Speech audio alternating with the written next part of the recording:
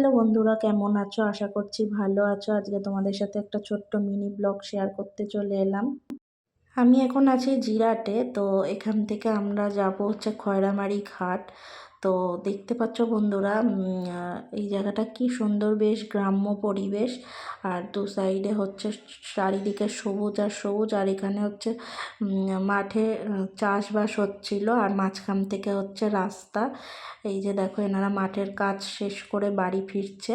দেখতেও খুব সুন্দর লাগছিল বন্ধুরা। আমাদের কলকাতা শহরে ঘিঞ্জি, পলিউশন সব কিছু ফেলে এরকম গ্রাম্য পরিবেশ খুবই ভালো লাগে দেখতে।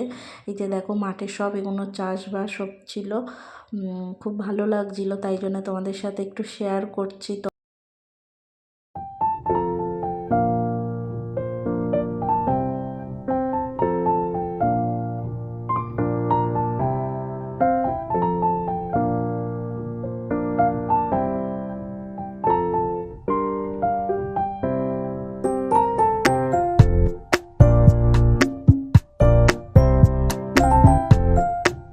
তো বন্ধুরা, আমরা চলে এসেছি এখন ঘাটে, খয়রামারি ঘাট।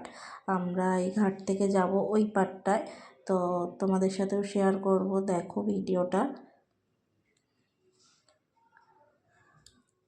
তো দেখো, ঘাটে এসে দেখতে পাচ্ছি যে এখানে কোনো নৌকা নেই। নৌকা ওই পারে আছে, ওই পাড় থেকে আসবে তারপরে। তো অনেকটা টাইম লাগবে, তাই জন্য আমরা একটুখানি চারপাশটা ঘুরছিলাম। তো ওই যে দূরে দেখো, ওনারা দেখলাম যে রসুন জলে ভিজাচ্ছে ওখানে বস্তা ধরে। তো দেখছিলাম দাঁড়িয়ে। আর এখানে রসুনের দাম অনেক কম বন্ধুরা, আমাদের কলকাতায় তো অনেক বেশি। এবার কলকাতাতে ওইভাবে তো আমরা নিয়ে যেতে পারবো না। ওইদিকে আমরা নিয়ে যেতে পারি কেন? আমাদের এখানে মাল তো বস্তা ভর্তি হবে, খদ্দার আসবে, তারা কাটা করে নিয়ে চলে যাবে বস্তা বস্তা, 100 বস্তা হোক 150 বস্তা হোক। বন্ধুরা, তোমরা শুনলে, ওনাদেরকে বলছিলাম যে কলকাতায় যদি রসুন নিয়ে যায় অনেক দামে বিক্রি হবে। তো বললো না, এখানেই অনেক কাস্টমার আসে, ওনাদের ধরা বাঁধা কাস্টমার আছে, ওনারাই নিয়ে যায়। তো তারপরে আমাদের বোট চলে এসেছিলো, নৌকা আমরা উঠে গেছিলাম।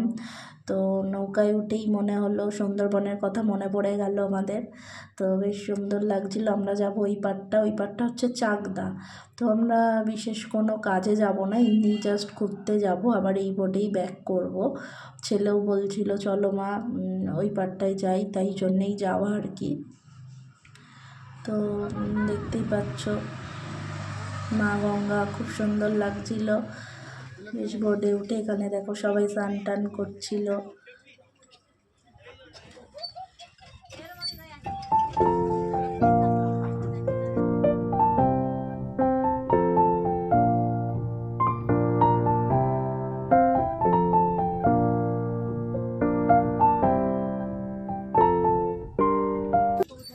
তো দেখো বন্ধুরা, আমার ছেলের অবস্থা, ওই বোর্ডের দাদাটা পাম্প করে বোর্ডের জলগুলো ফেলছিল। তো দেখে ও বললো একটুখানি করবে, তারপর দেখো ও করতে আরম্ভ করে দিয়েছে। তো বন্ধুরা, এই ছোট্ট মিনি ব্লগটা কেমন লেগেছে অবশ্যই জানিও কমেন্ট করে। টাটা।